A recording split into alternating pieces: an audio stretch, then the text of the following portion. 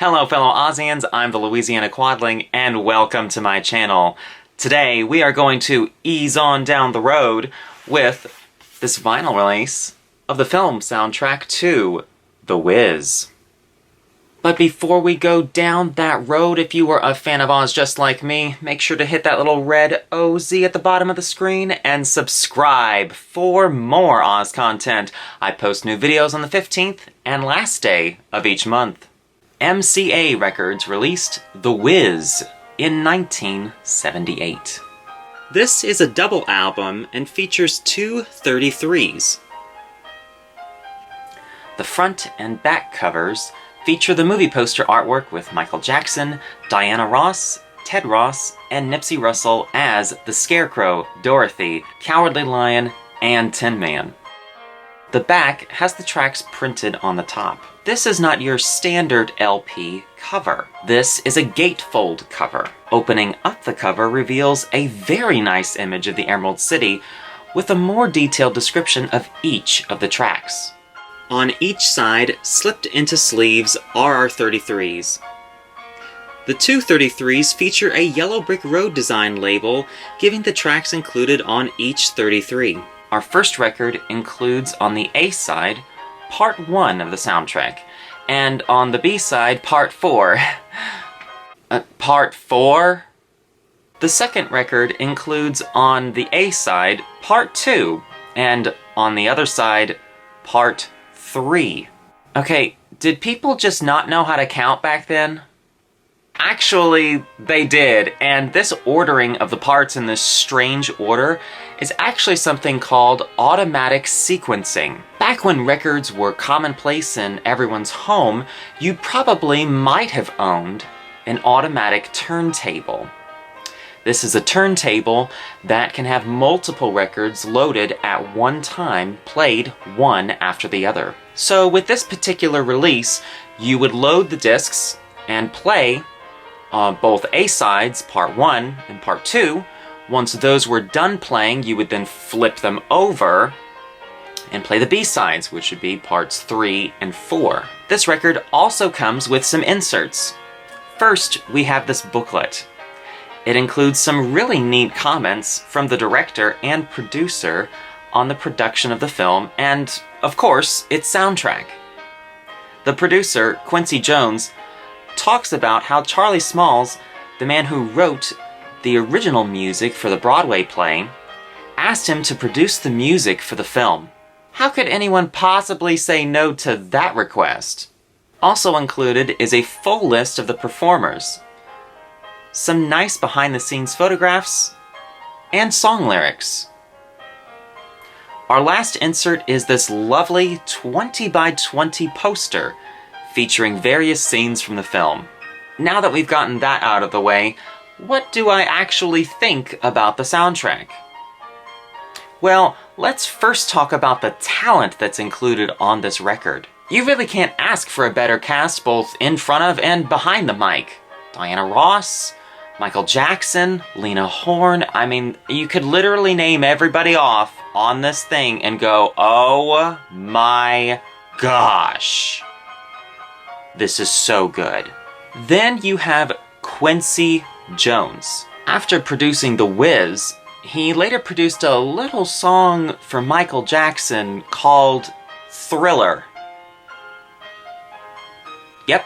Yep, that song.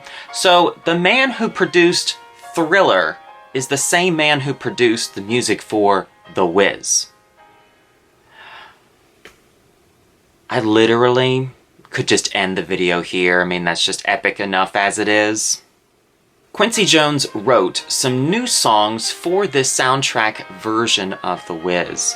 And the first time that I heard this soundtrack, I didn't even know that the songs he wrote were new for the movie. I think that's a plus, because it means that his songs integrated so well into those originally written by Charlie Smalls that they just simultaneously fit right on in each other, and it's fabulous.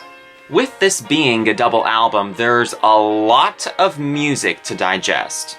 Almost an hour and a half here. I typically don't like albums that are this long. I usually like albums that are more easily digestible, like a 10 or 12 track album. But I will say with this particular album, the length of it is actually a plus. There are many tracks on this album that lead directly into the next one that also just overall gives you this sort of journey aspect to the album, which I think is really great because it literally feels and sounds like we are going on that musical journey with Dorothy and company in the Land of Oz. Also, several tracks include spoken dialogue, and amazingly, it doesn't distract or take away from the music. I have heard on many different albums there will be spoken dialogue inserted into a song or in between tracks, and it can really take you right out of the music with the listening experience. But with this particular album, they're integrated so well into the songs that they really add to it and just amps up everything. It just makes it even that much better. It's also a neat way that they included Richard Pryor onto the album. Since the Wizard songs are cut from the film version, this is the only way that Richard Pryor as the Wizard is included on the soundtrack. The actual arrangement of the music is different from what is heard in the film. So if you're looking for that film soundtrack exactly the way it was in the movie, I'm so sorry. It's definitely not here. And I don't think it's ever been released. Quincy Jones actually does talk about this in the inner notes, that the music has been specially arranged just for this release. And the album mixer says that the process was called acousonic. I'm assuming I'm saying it right. Overall, it's a wonderful album, and I definitely highly recommend it. So how can you acquire your own copy of The Wiz on vinyl? Well, the good news is that back in 1978, the album sold rather well. It was certified gold, selling over 500,000 copies by the Recording Industry Association of America, or the RIAA. So since there are over 500,000 copies that were printed, thankfully, it's not that hard to find in comparison to other non-MGM Wizard of Oz soundtracks released. If you don't have a record dealer near you, the best place that you should look is disccogs.com. Which type of media do you collect? Vinyl? 8-track? Cassette? CD? Comment down below. If you liked that video, please give it a thumbs up, comment down below, and subscribe. New videos are posted every 2 weeks on the 15th and last day of each month. And if that doesn't satisfy your appetite for Oz, follow the link in the description to ozclub.org and join the International Wizard of Oz Club. Until next time, bye y'all.